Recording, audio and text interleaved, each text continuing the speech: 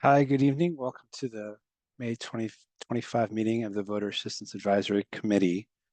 My name is Eric Friedman. Let's give folks like 1 or 2 minutes to join the meeting and get settled, and then we'll get started.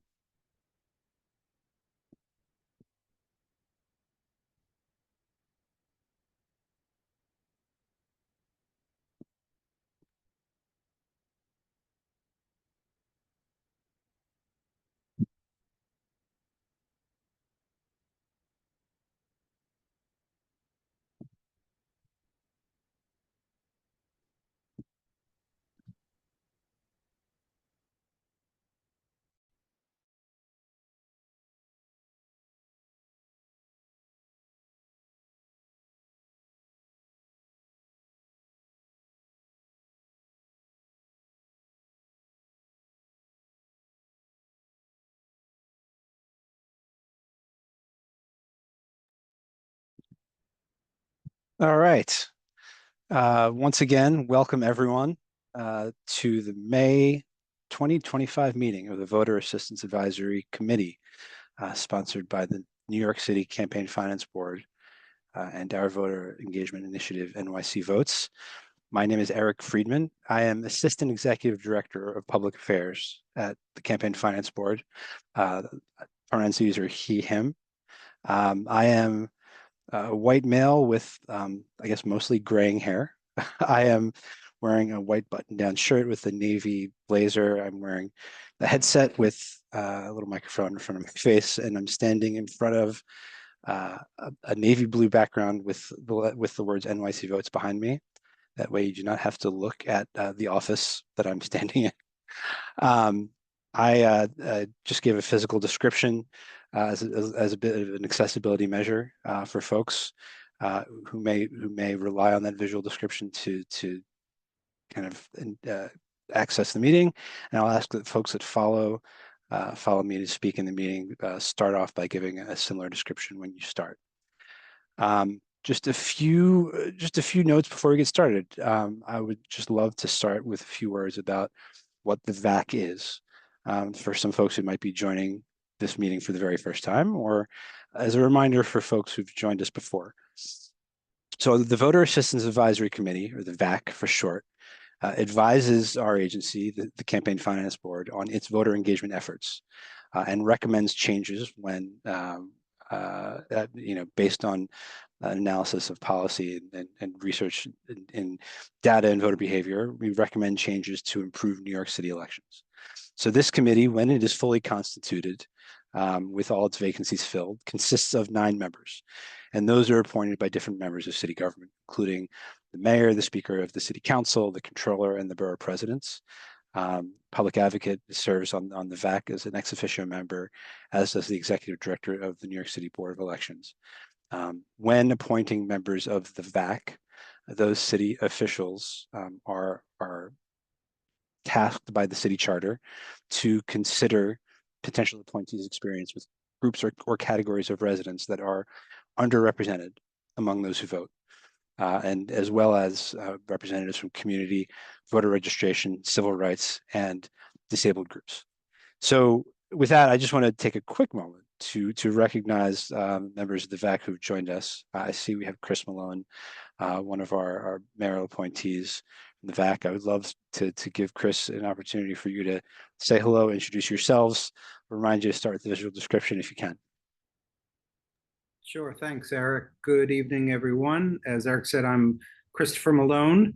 I am a white male, middle-aged, also graying hair. I have brown rim glasses, wearing a blue shirt with a blurred background. I'm in my bedroom, and my 2-year-old boy just walked in with a chip in his hand. So sorry if I'm a little distracted and you hear some noise here. I'm doing dad duty because my wife is out working.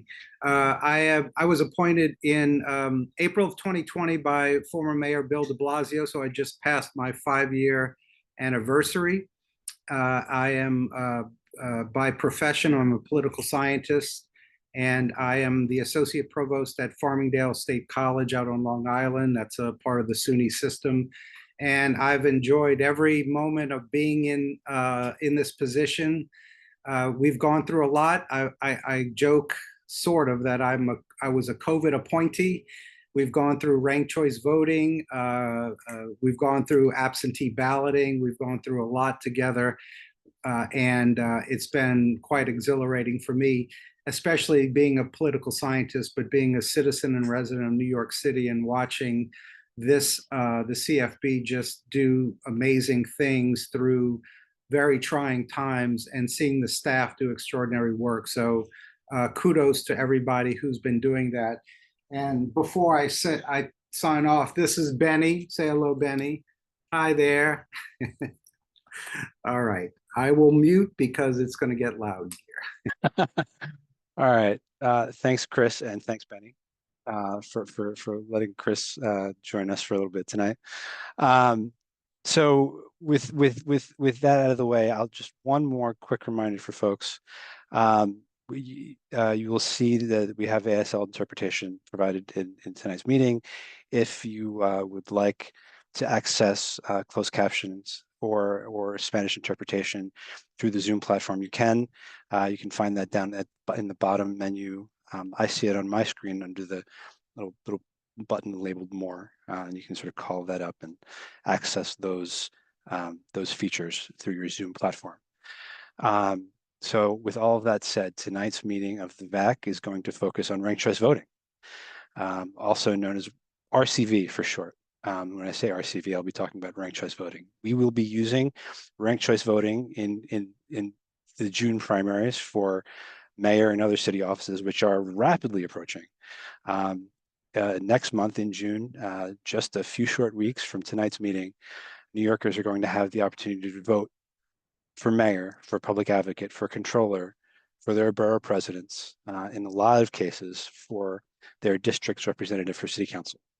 And so with these upcoming city elections, to prepare, to think through, to look at all the efforts we're making and our partners and friends all over the city are making to help voters get ready to use this still relatively new system of voting. Tonight's meeting will feature a panel discussion with leaders from some of those community organizations, our partners and friends, speaking about their experiences and the work that they've been doing, educating communities across the 5 boroughs about ranked choice voting. Before we get into that discussion, we're going to open tonight's meeting with a short presentation. I'd really like to welcome our Associate Director of Partnerships, Gauri Patel. She is going to provide a little introduction, an interactive introduction to the ranked choice voting model to help set the scene for the discussion we're gonna have tonight. So, Gauri, invite you in. Take it away. Thank you, Eric, and hello, everyone. Welcome.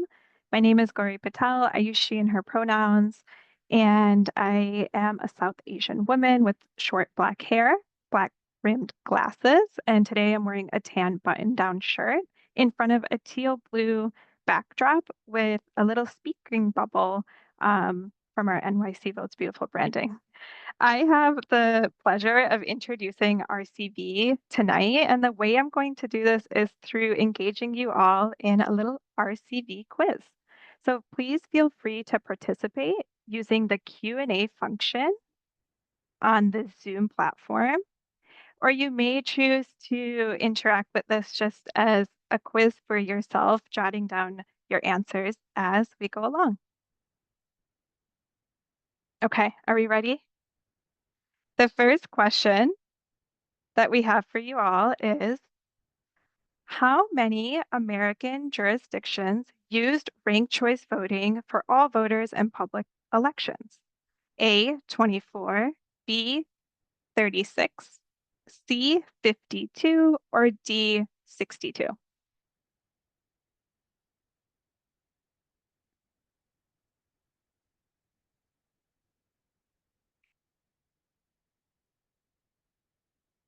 I'll pause for one more moment before revealing the answer, which is C, 52. So as of April 2025, 52 American jurisdictions use or have RCV in place for all voters in public elections. reaching nearly 14 million voters. This includes 2 states, 3 counties, and 47 cities. RCV is actually used in federal elections, including the presidential election in Alaska and Maine. And internationally, RCV is used in countries like Australia, Ireland, New Zealand, Scotland, India, Nepal, Pakistan, Sri Lanka. All use ranked choice voting for both single and multi-winner districts. All right, our next question. Which borough in New York City had the lowest voter turnout during the first implementation of ranked choice voting back in 2021 primary election? A, the Bronx, B, Staten Island, C, Brooklyn, or D, Queens?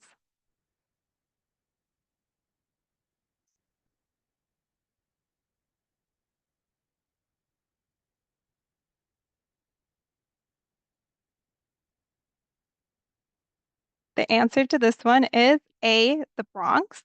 In 2021's primary election, voter turnout in Manhattan was the highest at 33.4%, while in the Bronx had a voter turnout of just 19.1. So here at NYC Votes, we've identified several neighborhoods in the Bronx as our priority geographies. And this means that we're focusing our voter education, our information, and our resources in these communities as part of an effort to help reduce barriers that voters face, particularly in these neighborhoods in the Bronx. All right, next question. In the 2021 election, voters had the option to rank candidates in order of preference. What percent of Democratic and Republican voters took advantage of this by ranking multiple unique candidates in at least one race? Multiple unique candidates in at least one race. A, Democrats at 72%, Republicans 46. B, Democrats 89, Republicans 57. C, Democrats 60%, Republicans 90%. And D, Democrats 93% and Republicans 62%.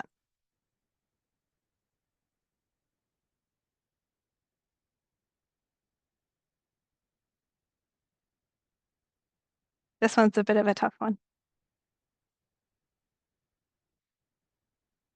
The answer here is B, Democrats 89% and Republicans 57%. So in the 2021 election, a large majority of Democratic voters, 89%, right? Over half of Republican voters, 57%, took advantage of ranked choice voting by ranking multiple unique candidates in at least one race. So this sort of shows that many voters maybe appreciated the opportunity to express more than one preference, which is a key benefit to the RCV system, right? When voters are able to rank multiple candidates, their voices continue to count, even if their top choice doesn't win. Okay, I think I have 2 more questions for y'all. In 2021, Democratic mayoral primary election, ranked choice voting led to a remarkable display of voter diversity. What percentage of voting orders were completely unique, meaning no other voter selected that exact same ranking of candidates? A, 25.3%, B, 40.1%, C, 50.7%, and D, 63.8%.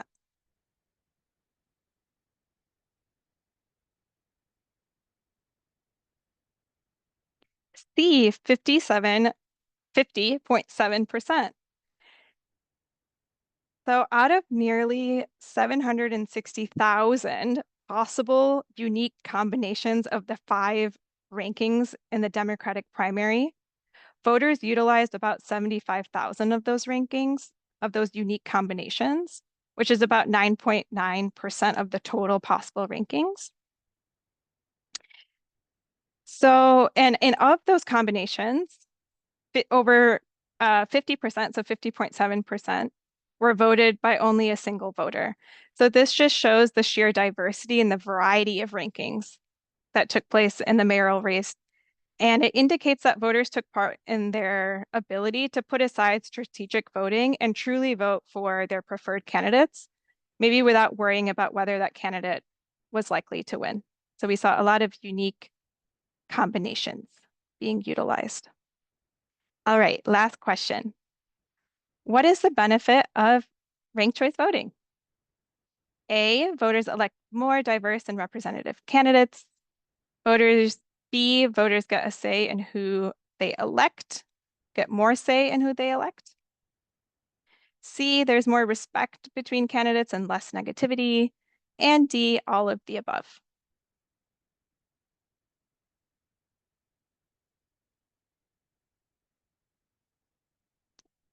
D, all of the above.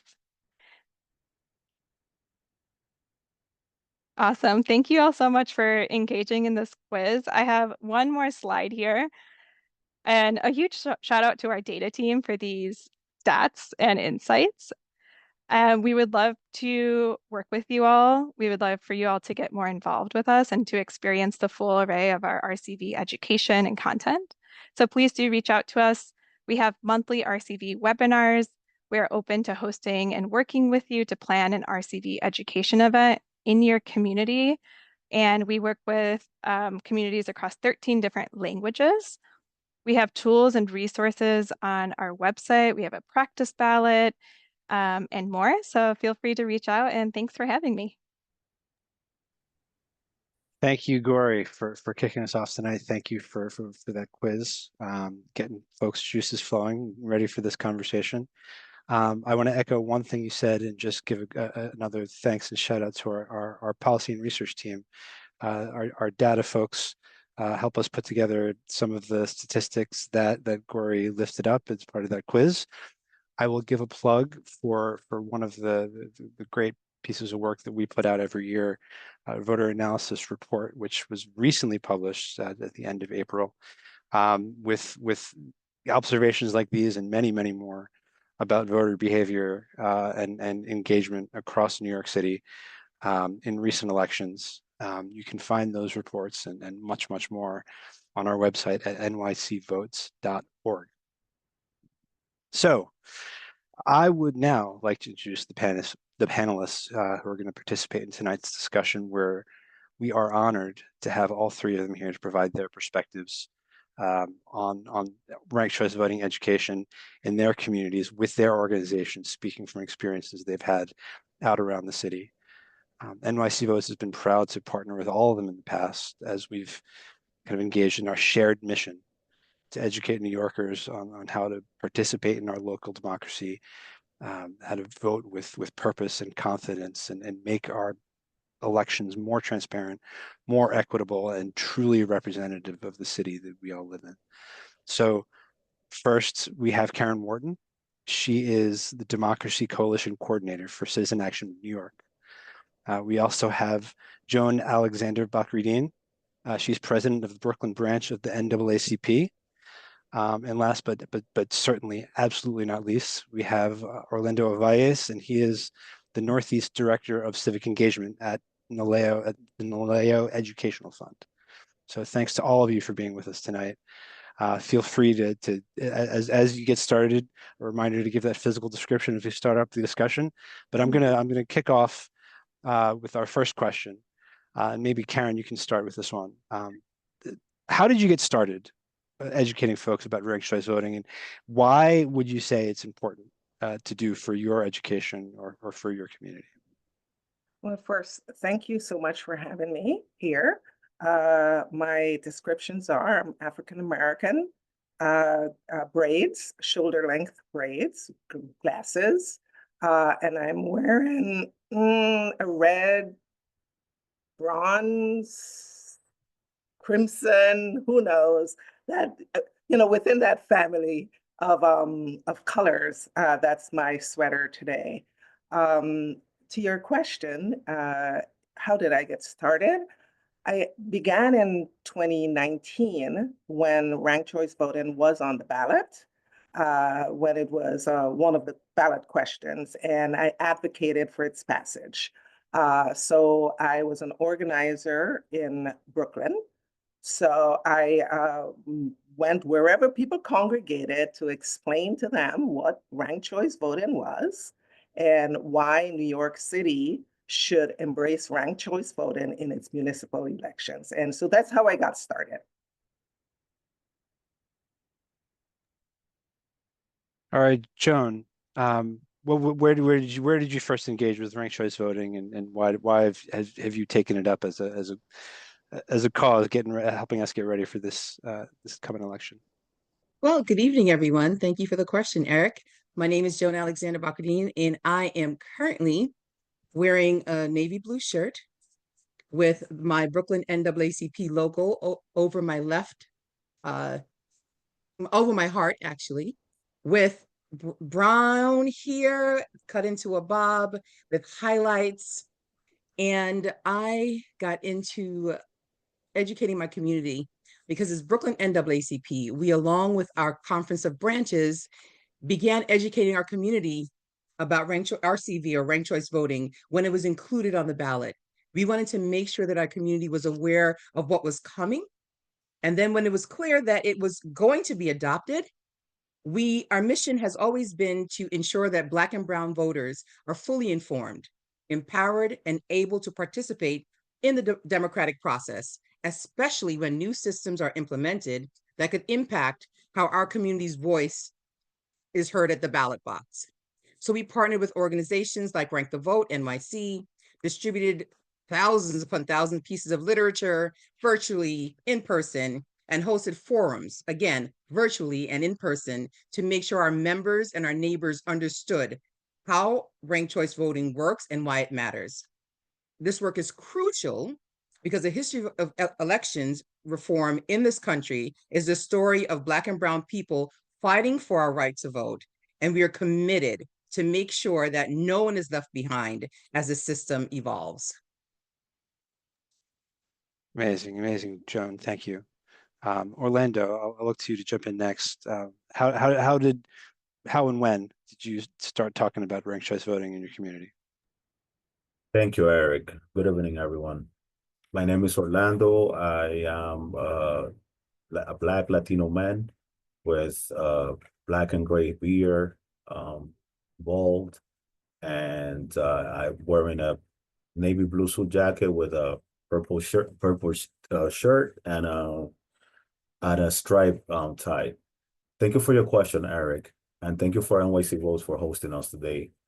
I started working with community members about ranked choice voting in 2021. I actually worked for the New York State Assembly at the time.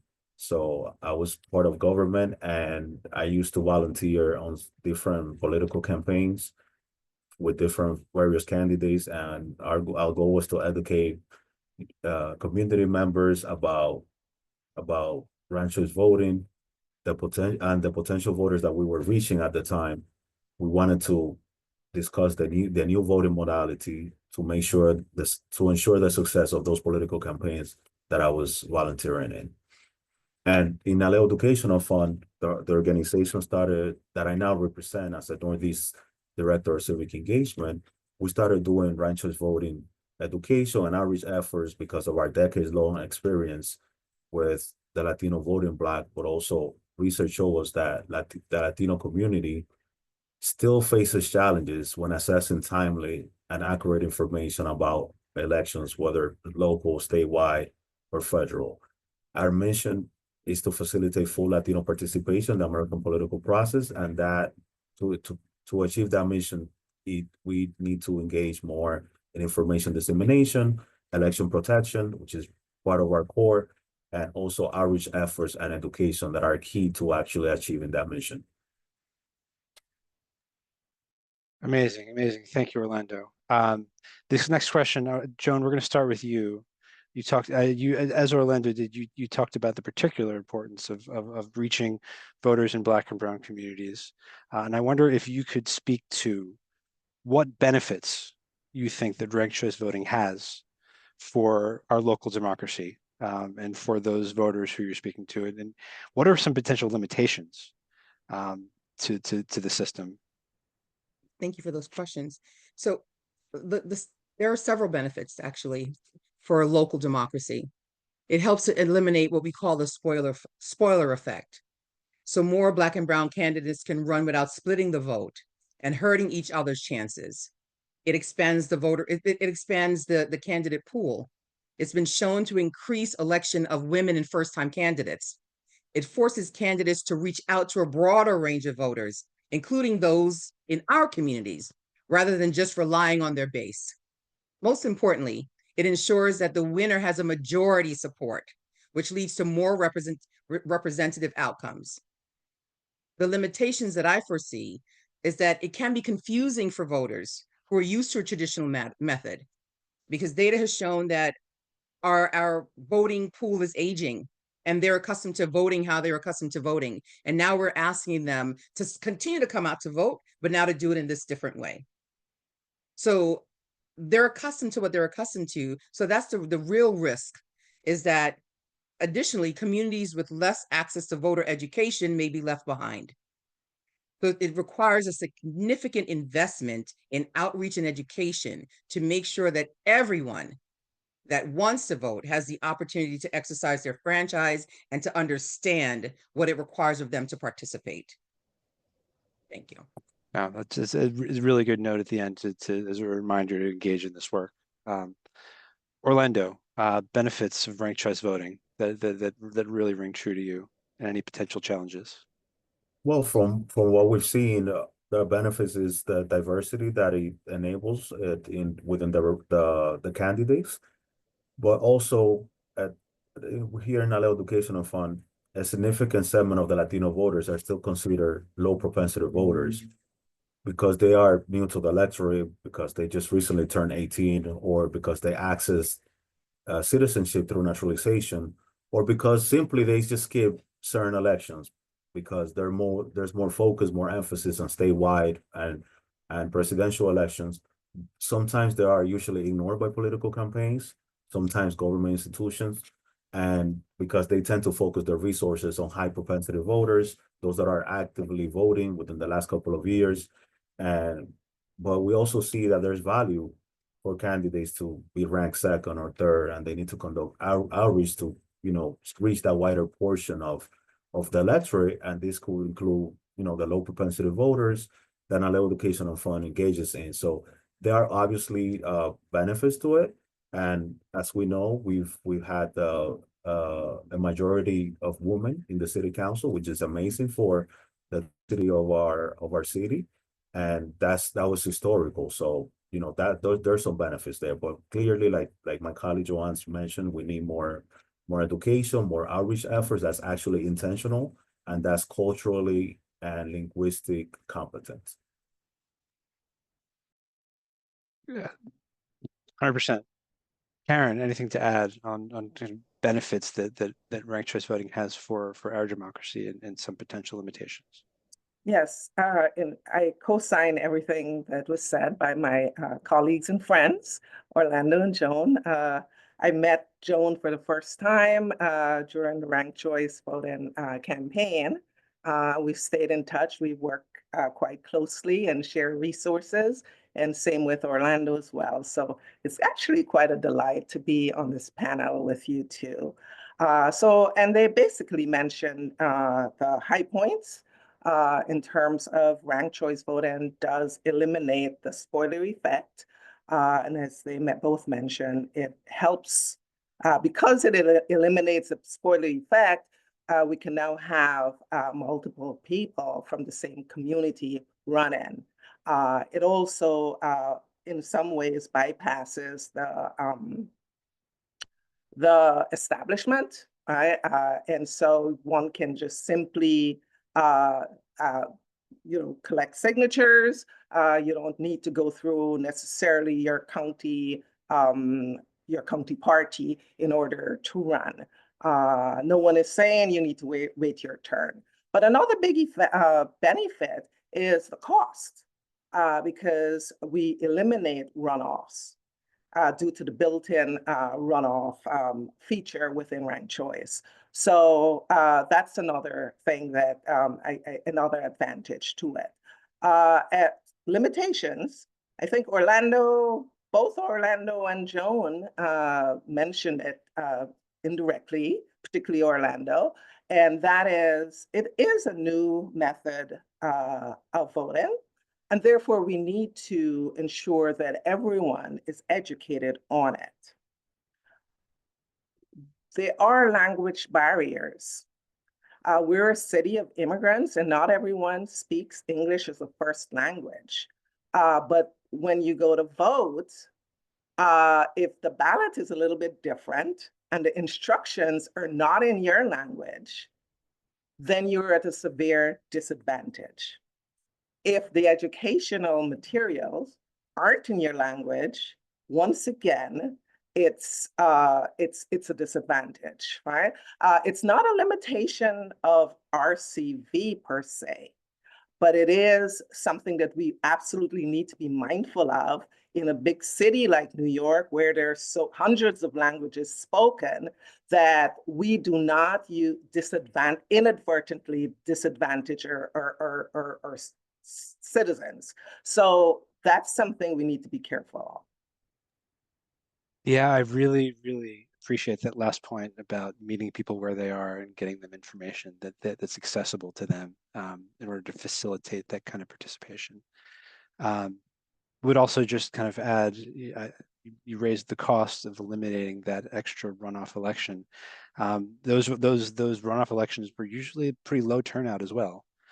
So it meant a smaller number of voters were participating in that final choice between the last two candidates.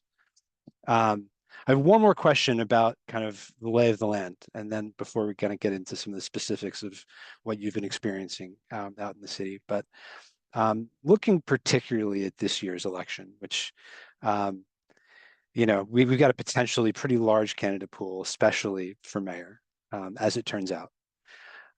Does that kind of candidate participation create any particular benefits for a ranked choice voting election, or are there particularly challenges to voters in kind of dealing with that kind of larger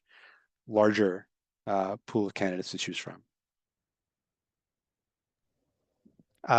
Let's start with Orlando for this one. Yeah, I would like to double down, emphasize what I mentioned earlier. I believe that political campaigns and candidates could focus on low propensity voters. There's an opportunity there. If they just focus on those that are actively voting, and that, it may be a safer bet to do that, but I believe that for such a big electorate, we have so many people registered in the city of New York, if they could reach a pool that just recently became eligible to register, there's an opportunity there. And also voters have the option to choose from a big menu of choices. So I think it's an opportunity on both sides of the aisle. Karen, and looking at the way this election is shaping up, any particular opportunities or challenges you see there? I think it demonstrates what we mentioned earlier, a few moments ago, that it eliminates the spoiler effect. So we can see from the number of people who are running, the number of candidates, some of them are from similar backgrounds, similar demographics. And whereas in the past, 5 years ago, they may have been persuaded or dissuaded, I should say, from running. One of the things I'm concerned about, though I don't know how valid it is, we'll see, is I fear that with a very lengthy ballot, that maybe folks will lose patience and not read the entirety of the list, and may choose just from the top 5 or 6. So I worry that the folks who may be listed number 10, 11, and 12 may get fewer votes simply because of their position on the ballot. So that's something I'm hoping it's an irrational fear. We will learn in a few weeks. But I think the fact that so many candidates are able to run is a measure of the health of our democracy. So I think this is a good thing. Thank you for that, Karen. Joan, So yep, jump right in. it's been intriguing for me though, because the value, right? So even with a large candidate pool, it allows voters to express their true preference without fear of wasting their votes.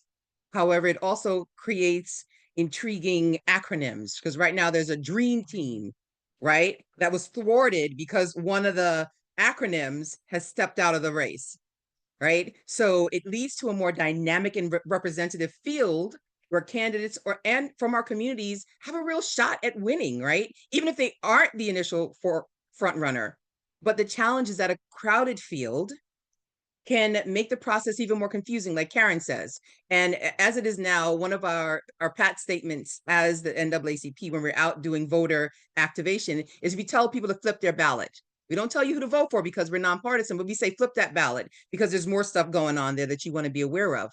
But it also increases the first thing that I mentioned, which is the importance of education, right? Because they need to know why they should rank and why their voice, why it matters. And also the importance that you don't necessarily even have to rank, right? But if you do choose to rank, what does it look like if you rank correctly? And what does it look like if you only choose one person? So it comes right back to the beginning, which is the education piece.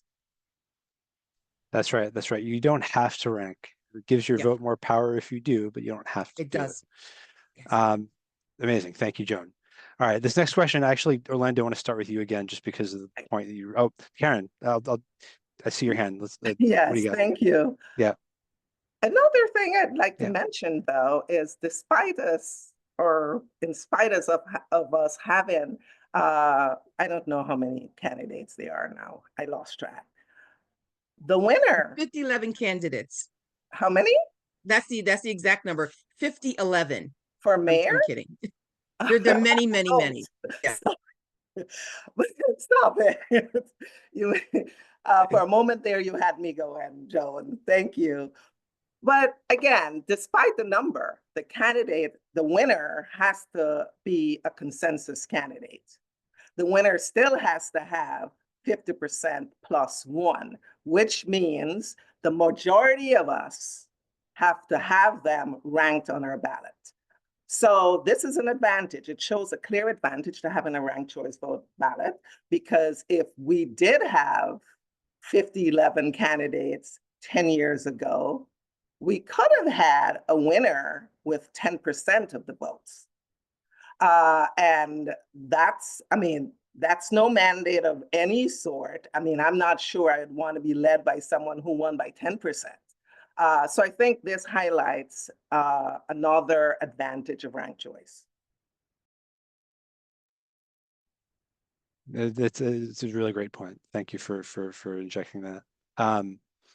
I'm this next question. I'm going to go back to Orlando. You lift it up and kind of, like you said, double down on that need to reach those low propensity voters.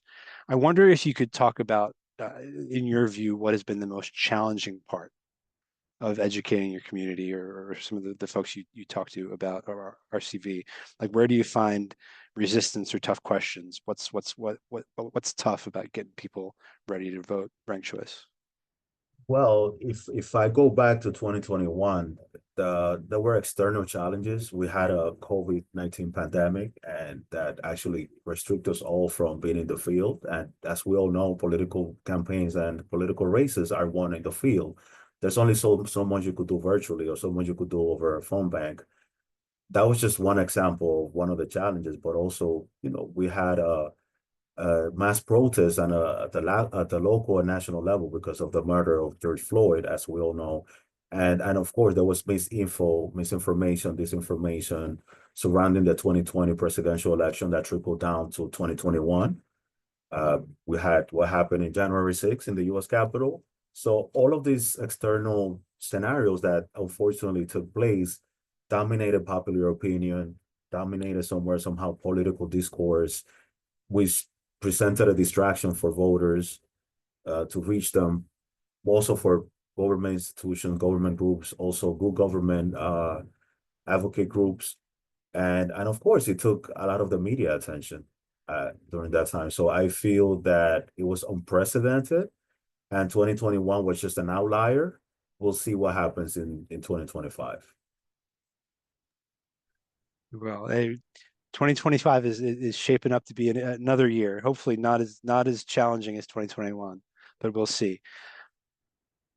Joan, what are some challenges that you faced when you go out to talk to people about ranked choice voting? So Orlando touched on so many different things. It's the muscle memory piece, right? So for me, it's been overcoming confusion and mistrust. Many in our community have experienced voter suppression and are wary of changes to the voting process. So explaining the mechanics of our ranked choice voting, how it works, why it's being implemented, and how it benefits us, it takes time and repeat engagement.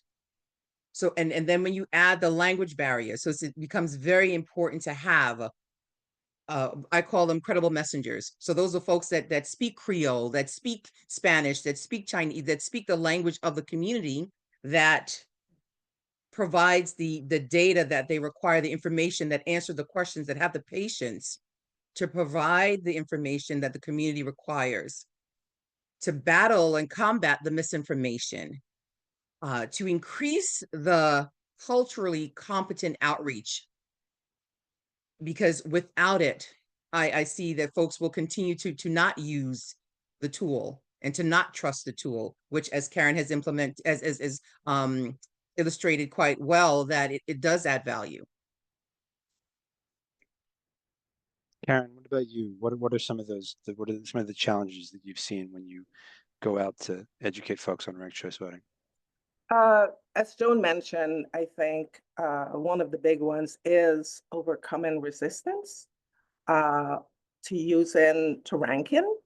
Sometimes candidates don't help because candidates encourage their supporters sometimes to just vote for me and me alone. And so it does take repeated conversations, all right, and as Joan mentioned, from trusted voices to encourage people to really maximize their ballot.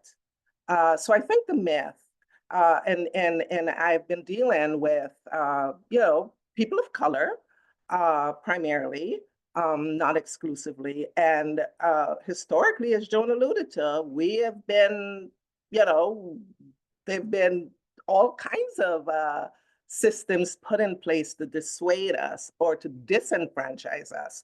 So there is this still among some lingering belief that ranked choice voting is a system that was put in place to disenfranchise our community. And so we do have to overcome that. And again, the language barrier. So there's a lot of work that is required to convince folks, or some people.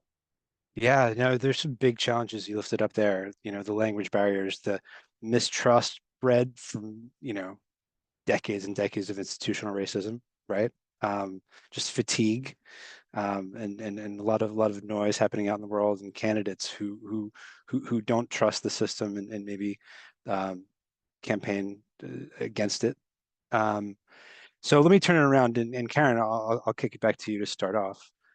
What are some of the talking points, right, that you found helpful? I mean, we talked about strategies about kind of reaching people with language that they understand.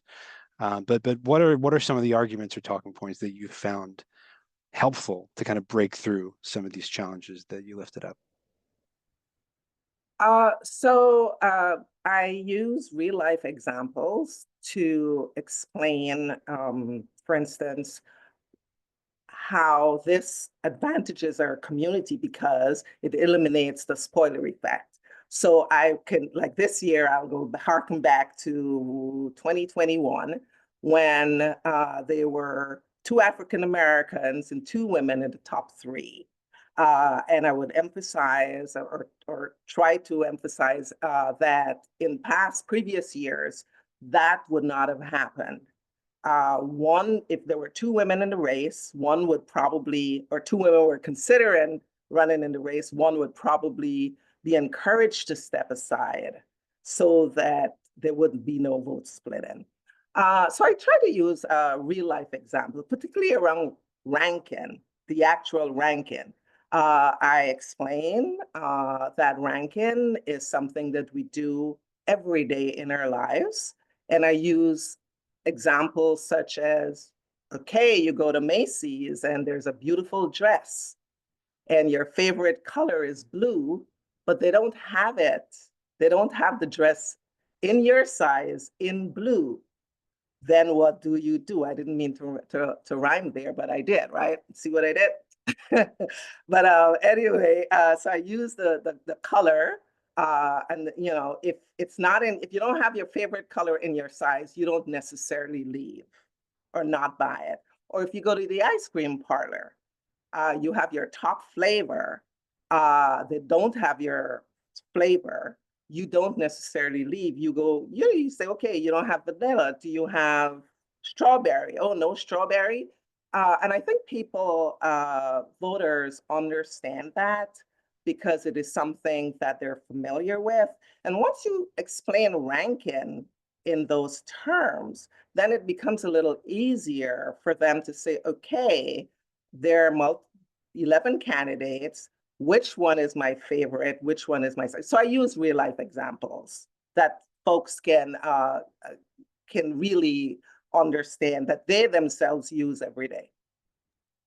Yeah, I like that a lot. It's, you know, not, I think there are definitely, at least in my experience, people who kind of are put off by the idea that, oh, it's just like shopping, but it's the same, it is the same kind of process you go through, right? In terms of ranking your choices and being able to identify, if not this one, then this one. But it is shopping. Yeah. It is choosing the person that you think will most represent your interest. Yeah.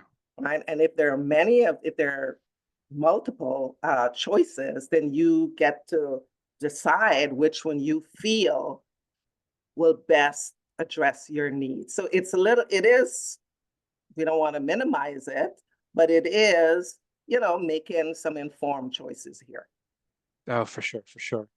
Joan, what arguments or talking points have you found really useful that have caught in the communities that you're in? Well, for me, so I leverage the credible messenger perspective again here. So I find it helpful to emphasize that it gives voters more power, more choice. That word power, right? And then I use relatable examples similar to what Karen's talking about, that you can rank your favorite movies for the folks that, you know, that are cinephiles that love that stuff. That's how the Oscars work, right? That they can, the NAACP Image Awards, that's how it works. You talk about who you prefer, how you prefer it. So you get to talk about the fun things, and then you get them back to the good things that may be painful, right? So I have people in the audience talk about it. I ask the question to the audience, what is your experience? Right? And then you hear in real time the value or the concern. And then we could address that concern. Again, the word real time, because then what it does is it makes it more relatable. And anytime I make the comments, so there's a presentation that I give that talks about when we implemented ranked choice voting.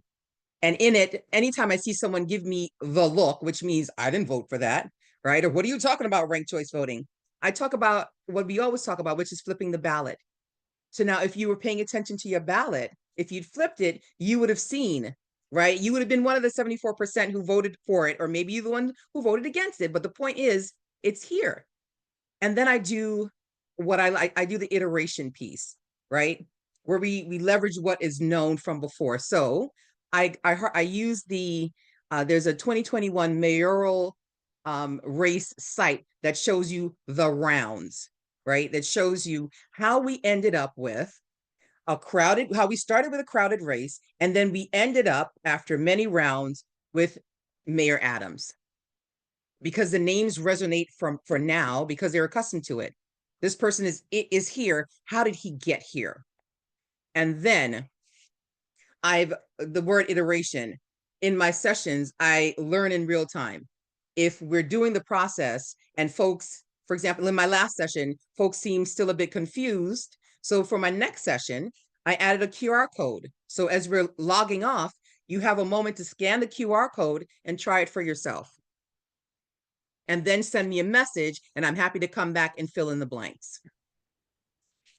Amazing, amazing. Thank you, Joan. Orlando, when someone you're speaking to gives you the look that Joan was talking about, what arguments do you take out of your pocket to convince them? I will say that when you're teaching ranked choice voting or just talking to folks about ranked choice voting, you have to understand their demographics first. Understand that not everybody has the privilege to have access to the information that we have or that are civic minded as we are. And how do they access our democracy? What are the different jurisdictions?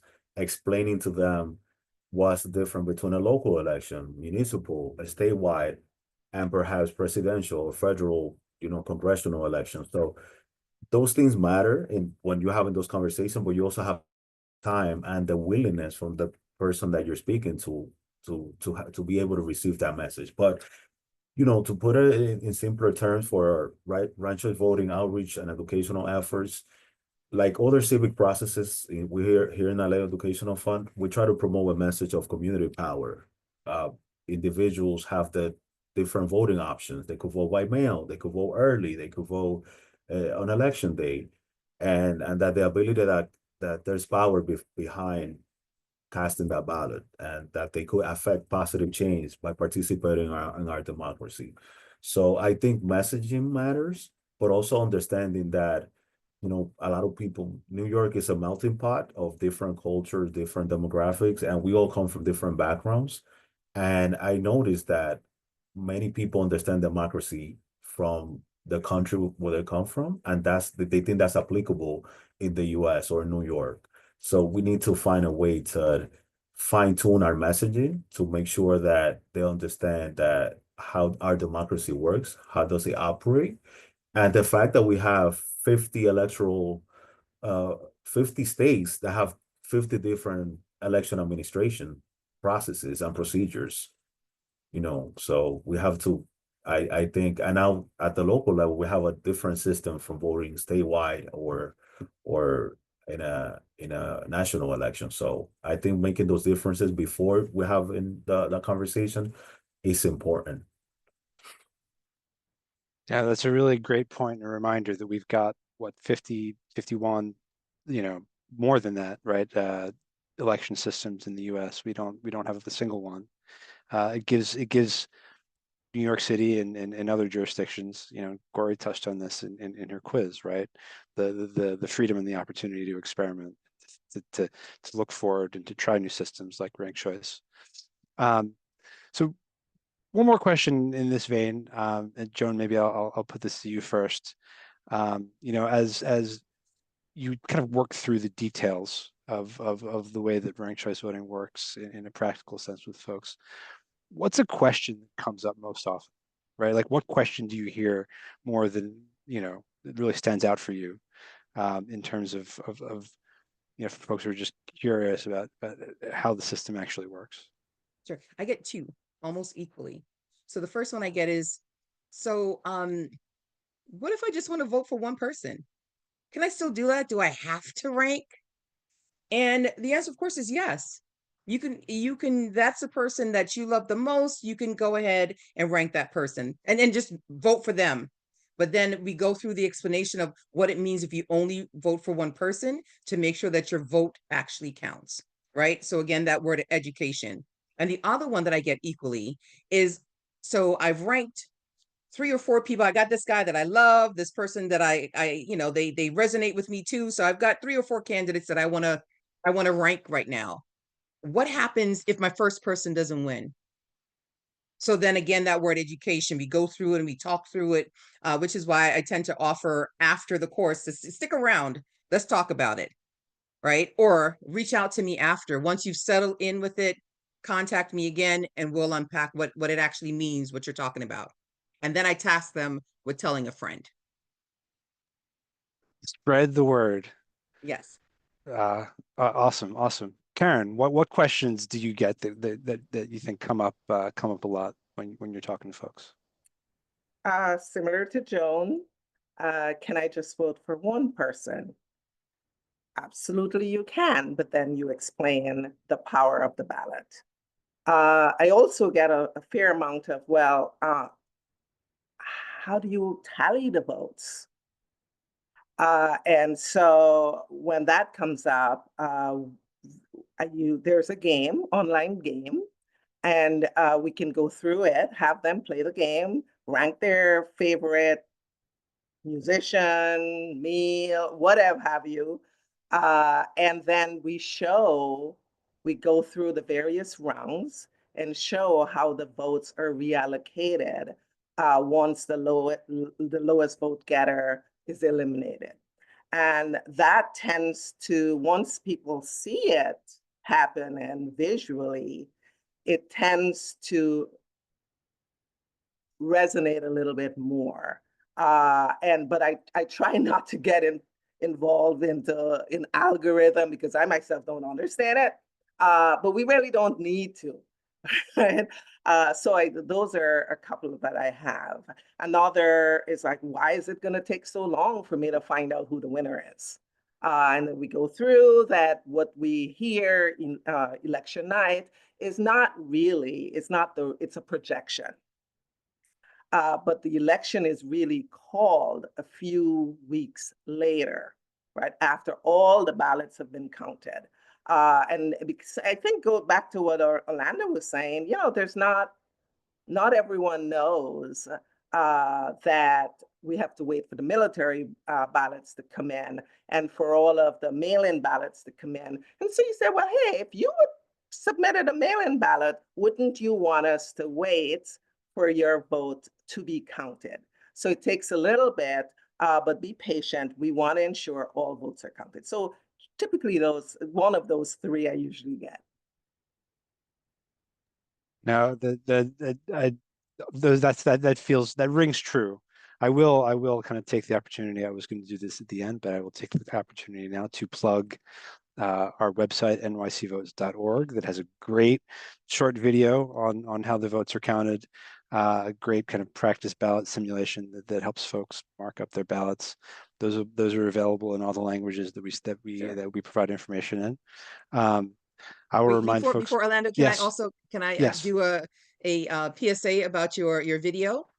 I leveraged it recently as a palate cleanser because it was a forum that happened and then they wanted to transition to me doing a ranked choice voting training. So I put the video and let the video prep them for what was getting ready to happen. So I absolutely support your videos. Thank you. Amazing. Thank you. We love seeing it out there. Folks picking it up and using it. Appreciate you. Orlando, what are some of the questions that come up again and again for you when you're talking to folks about ranked choice voting? We get the most common type of questions that we get about ranked choice voting will be the validity of the vote once the count process starts moving beyond the first round. That's one of the questions. But I want to use a personal example. I want to highlight my grandmother, who's civically engaged since I was born, I guess. I mean, before that she was, because she was born in the 30s. So my grandmother she loves to vote for every election because she follows the news very, very often. But the technicality, the fear of making a mistake, she actually asked me to go with her, accompany her to the voting booth so that she does not make a mistake. And I sense that that's the fear for a lot of, people in our community, especially elder folks that have been voting for 30, 40 years in the traditional way. And now they're being asked to vote ranked choice.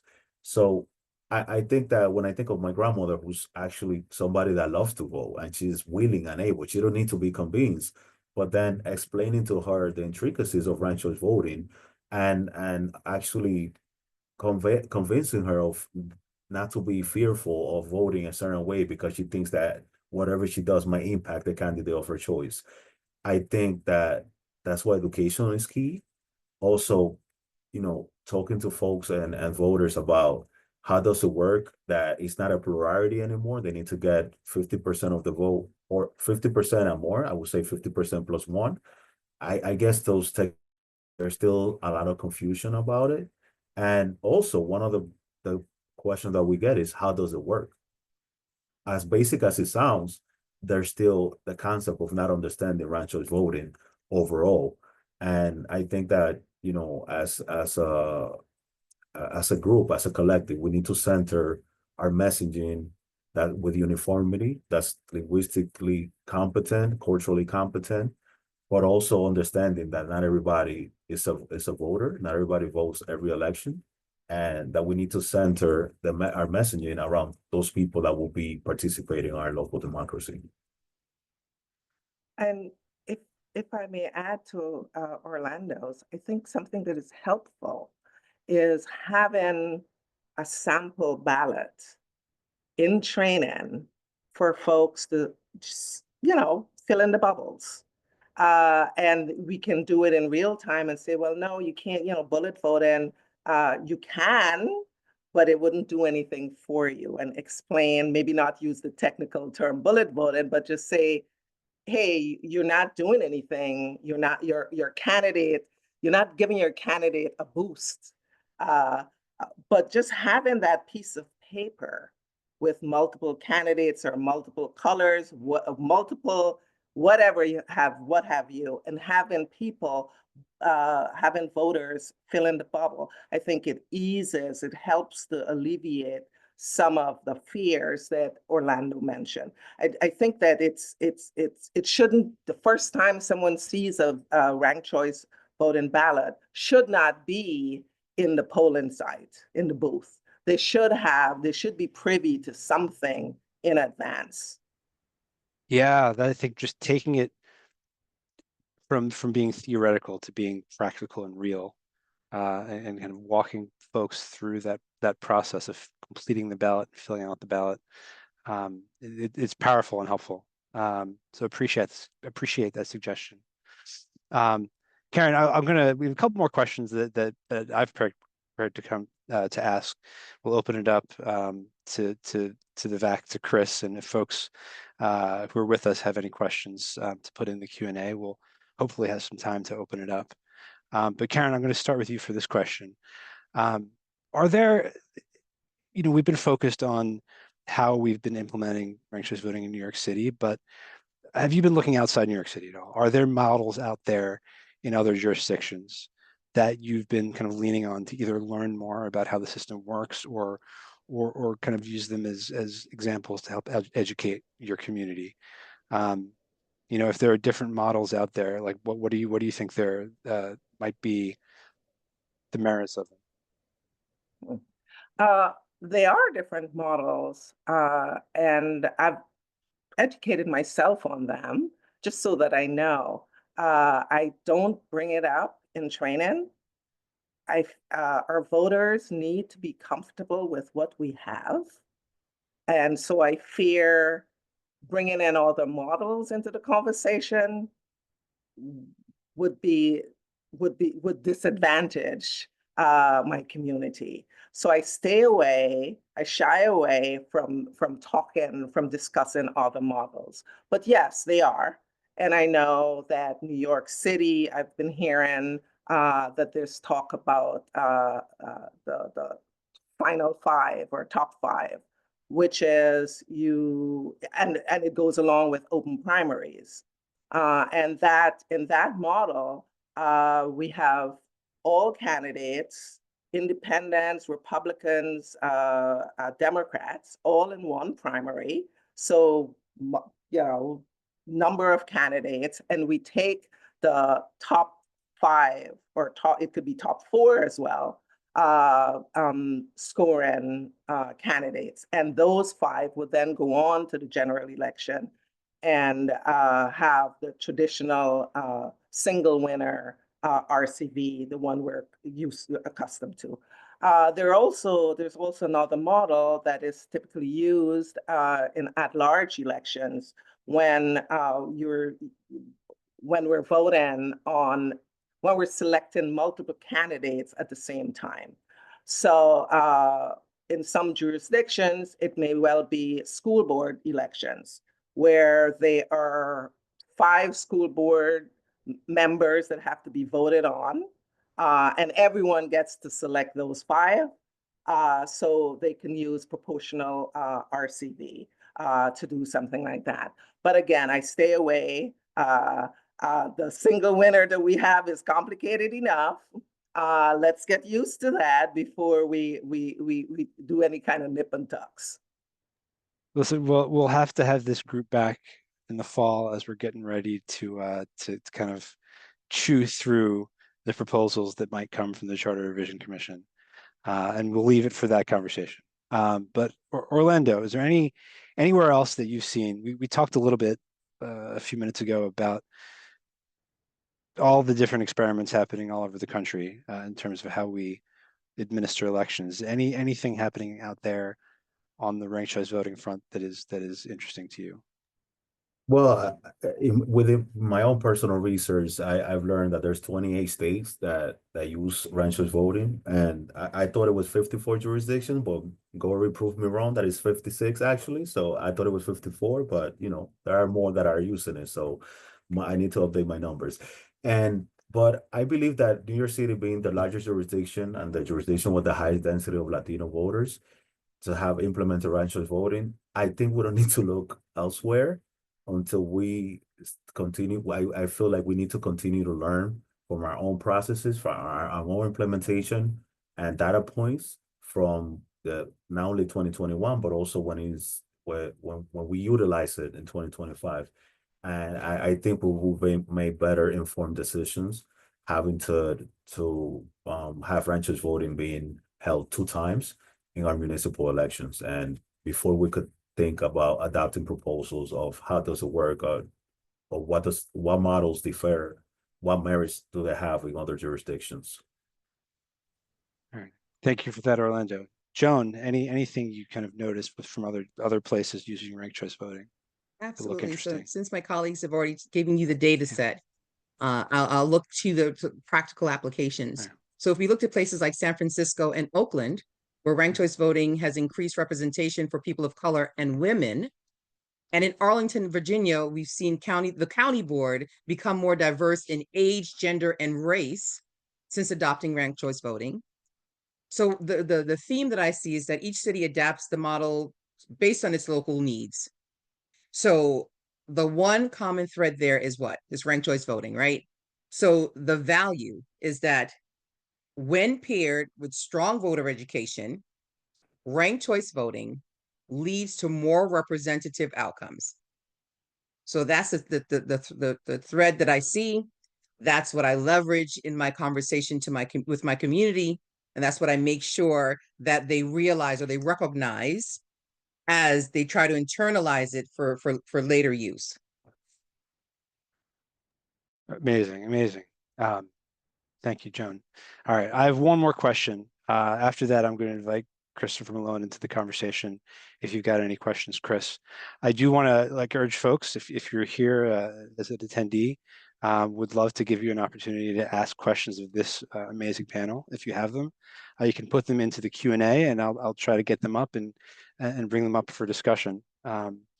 But last question, I will just kind of throw this open to anyone who'd like to jump in and answer. I'll kind of put it back into the New York City context. Are there any reforms to the system we have now, to our ranked choice voting system, that you're interested in seeing? We've got this election coming up.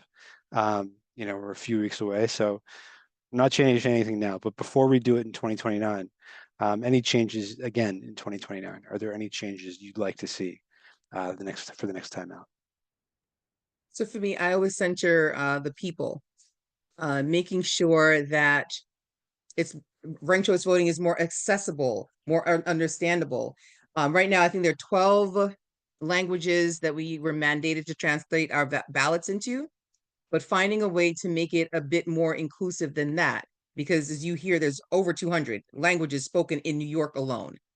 So as we think about how we're going to roll it out, investments is required in education, in the languages, finding trusted community organizations to consistently bring this knowledge forward. And then simplify the ballot. There's a lot of information on that ballot. It's required, but figuring out a way to make it more harmonious, make it more accessible, and making sure that people receive the support that they require at the ballot. Something as simple as making sure that you have, because ballots are getting bigger and bigger, the magnifying glass, more than one at each site would be helpful. So that as the ballots get longer and the text gets smaller, that people are able to actually read what they're looking at. And then making it clear what we mean when we say shading, so that each ballot counts. Ballot design, and you know, sort of, and back on the ballot education, design, and yes, accessible, yes.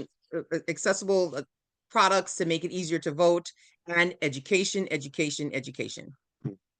Orlando, what would you like to see us do different in 2029? I echo Joanne's remarks about it, about ballot design is huge, very important.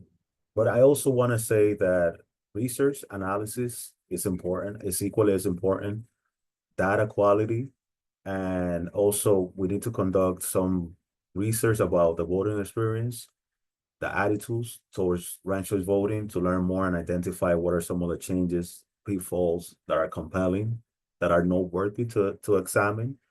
And I'm sorry to say such a strong statement, but before we get too creative, I think we need to properly implement it, make sure that it's done the right way, that that is culturally competent, as I stated before, that is language accessible, and that there's significant investment around the education and outreach about ranked choice voting before, you know, we adopt other measures to impact ranked choice voting. That's just my take.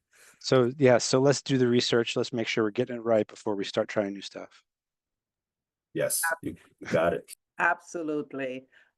Yeah, I think if we were to change to a different form of ranked choice, I fear that we will have even lower turnout. Folks are grappling with what we have.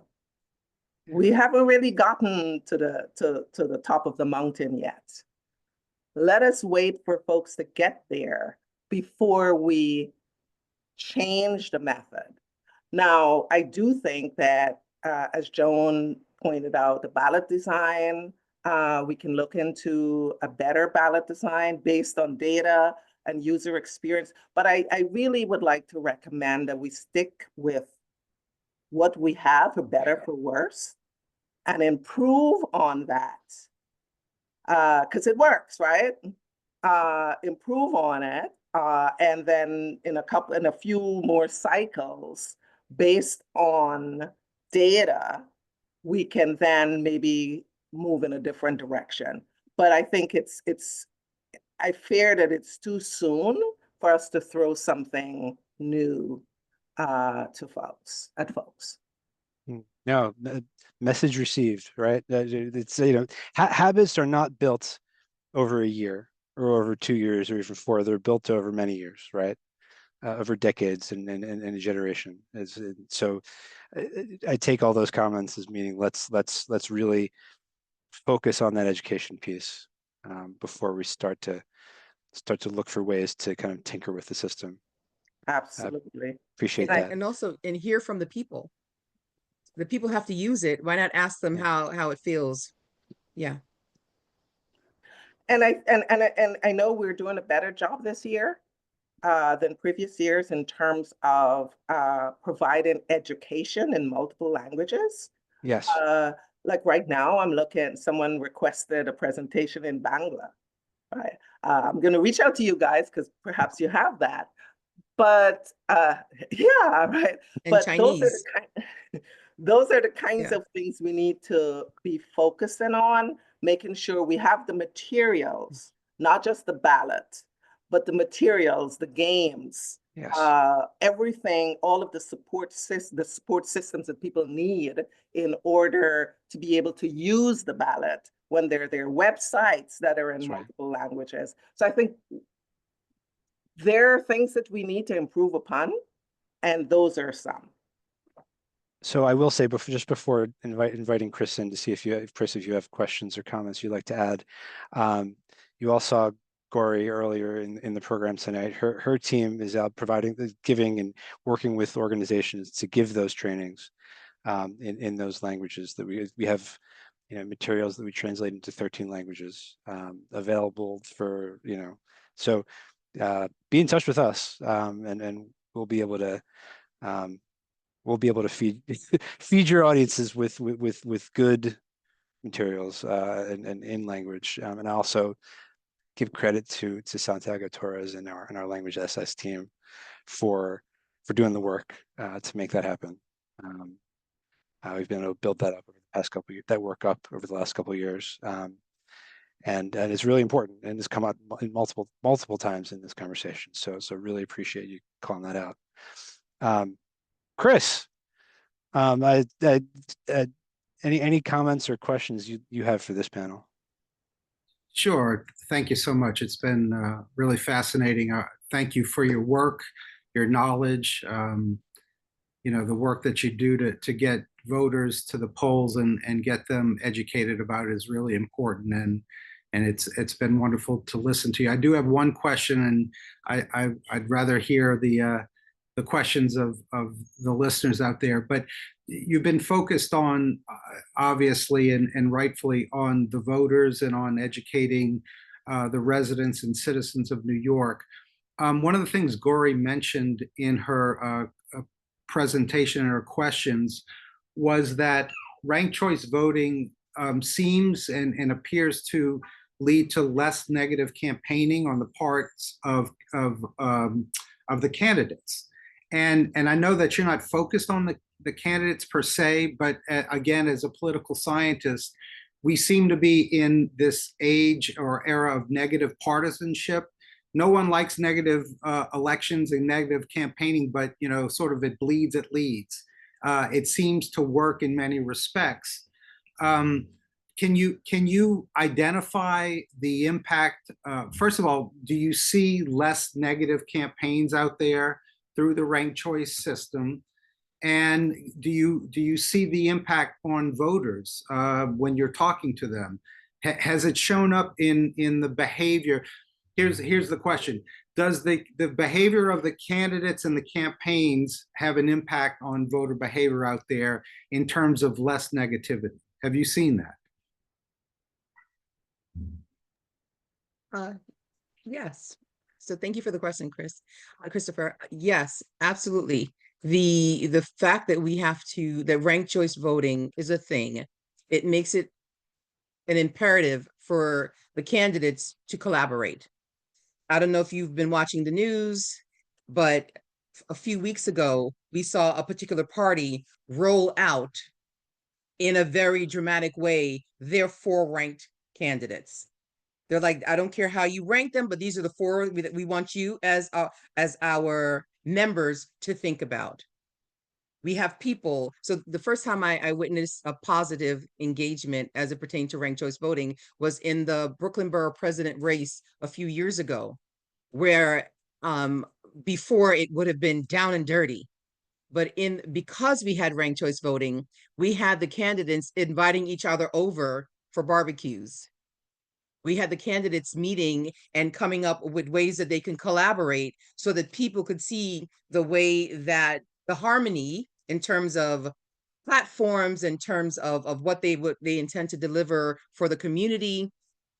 And it was very intriguing, even the way in this moment that folks have gone negative with ranked choice voting, it then allowed everyone to work together. Again, the word collaboration comes up. So they were saying not to rank a couple of candidates, but they were collectively moving in that way. And then they ranked the 2 candidates that they wanted you not to rank. So it was hilarious to me that even when they went negative with it, it was positive. +1, Joan. The other example I'd like to point out is I recently Brad Lander and Zellner Myrie, they appeared at an event together and were, I believe, cross-endorsing each other. We are going to have some negative campaigning. but it might not be as brutal as it could have been otherwise. Hey, we're in May and there hasn't been much of a bloodbath, right? We're hearing there's chatter. We hear some negativity back and forth, and who's done what, where, when, and why. But I guarantee you, if this were 10 years ago, it would have been a bloodbath. And to the dream, someone mentioned the dream acronym earlier. I think telling folks not to vote for someone is not as advantageous because you're basically highlighting that person. You need to talk about who you should vote for, right? So folks saying don't vote for Cuomo. Okay, fine. And so, all right, I won't vote for Cuomo, but who should I vote for? You haven't told me who I should vote for. So in that instance, I'm not knocking anybody, right? I'm just saying that it would have been better to say, here's the candidate you need to vote for and why.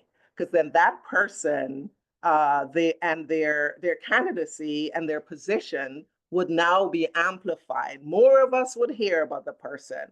Yes. As opposed to what had transpired Negative. earlier. So we do have an instance in this campaign, this cycle, where perhaps negative campaigning a little bit backfire. We don't know yet.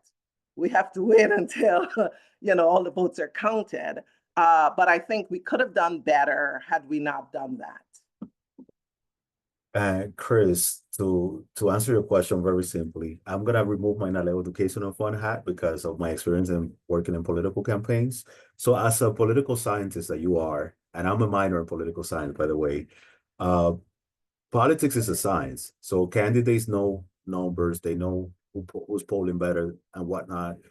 And then, besides the science, in my view, is also an art. And anything with the arts merits creativity. So they get creative in the sense of knowing who my number two option will be. I need to make sure that I get the voters from that particular candidate to rank me number two, rank me number three. So you start seeing also labor unions endorsing candidates, but also endorsing them 1, 2, 3. And you also see PACs, political action committees. So there are, and that obviously has an impact in the political discourse, and also it kind of reduces the negativity around political campaigns. So that's always a plus. And you're seeing the impact on the voters, and it sort of trickles into the consciousness of the voters, and I think that's the connectivity, and then the culture of our campaigns changes, and I think that's what I'd like to see ultimately. Yeah, and also nice to one another. Yeah, and also negotiations that may happen behind the scenes. Now you see candidates being open about who their number two choice will be, and I think that's a good thing for democracy, because it still happens regardless behind the scenes. But it also then trends to reality, because regardless of who wins the seat, we are still expected, and for democracy to work and for community to work, we are still required to work together. So if you are now in the streets, as they say, brawling, as opposed to figuring out how as candidates, how as constituents, we can work together with whomever is now elected. I mean, ranked choice voting allows you that muscle memory of collaboration, even in the moment that you should be at war, right? I love that. I love that. It encourages candidates to enter their service in government in a collaborative fashion instead of coming in fresh off a fight. I just love that as a frame to it. Chris, any other thoughts? I see one question in the Q&A that's open that I can try to get to, and I'll read it off. Although I don't know that I have an answer at hand. It says, perhaps it's also useful to be a little bit more specific and more concrete. Since there was no runoff election in 2021, approximately how much cost savings did you record?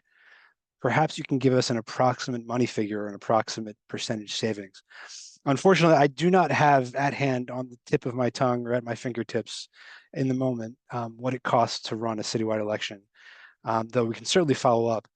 What the question, it does give me an opportunity to talk about the incredible, amazing work that our friends and colleagues at the Board of Elections do to put on a citywide election. I mean, we're certainly talking about monetarily a cost that's in, the tens of millions of dollars, if I tried to ballpark it. But we're also talking about putting together that temporary workforce of thousands and thousands of poll workers to work at thousands of sites, not just on the election day, but but during early voting for those 10 days of polling. So it's an enormous undertaking that they responsible for pulling off when we go to vote. Can I also chime in? Absolutely. So just a bit of context. So for before ranked choice voting, let's say the 2013 Democratic mayoral runoff, it cost the city approximately $13 million. So by eliminating the need for a runoff, which would potentially cost $13 million, we saved money. Yeah. Right? Because it almost costs exactly the same amount of money for a regular election to do a runoff election. And then you're outlaying all of those funds and all of that energy to a smaller pool of voters. Yeah. Yeah. I mean, I'll just, it is an observation and a question that also I'm going to kind of go back and plug one of the recommendations that our policy team has put together based on their research and observations of the last few elections, right? Is that, the more times you ask people to vote, the less interested they are in doing it. That is one of the observations that's led to recommendations to consolidate that we've made to consolidate city elections on the years that we elect, state and federal office holders on even years so that we are asking we're asking less of voters. We're asking to show up fewer times and get more bang for their buck, so to speak. Which is an issue we could come back to another time. But it is in that spirit, I think that when we ask voters to do their research, to put the work in, to prepare to vote, to go out and make time in their day, make a plan to vote, that that they get as much out of the experience as they can. Karen. Yeah, so we spoke about the cost to the Board of Election, but it also costs candidates as well, right? So imagine how much money candidates have to spend to get the word out. Because usually I feel like the runoff is usually in like 6 weeks. So imagine how you add that cost on top of the cost of executing an election. Yeah. And it can add up. And we're talking more in terms of like the citywide runoffs, but we have a number of other elections. In my city council, maybe 2019, I can't remember exactly when, there was a runoff. I'm not sure how many people voted. But so if you multiply the cost savings across all of those city council races that could potentially have runoffs across borough presidents and presidency, I think it's a pretty penny. I'm willing to bet. Oh, for sure. No, believe me, it is. That is the other part of the work we do, is to watch what candidates are raising spending. We are almost at 7 o'clock. I'll ask Orlando, Joan, if you have some very brief observations you want to make just before we close in these last few seconds. So I'll start then. I just want to encourage everyone to exercise the franchise to vote. In this moment, it means ranked choice voting. Every year, whether it's for the primary, if you are, because we're in a 2-party primary state, that means Republican or Democrat. If you're either of those, please come out and vote every cycle. For everyone else, the general election is your thing. So though we're talking about ranked choice voting now, my plea is to make sure that you stay a part of the process, that you let your voice be heard, and that you rank somebody today. Thank you. Thank you, Joan. Orlando, any closing thoughts? And I want to say, to make a plan to vote, it is important to make a plan to vote. Do your research on the different candidates that are running for office. And also, information is key. You know, an informed voter is an empowered voter.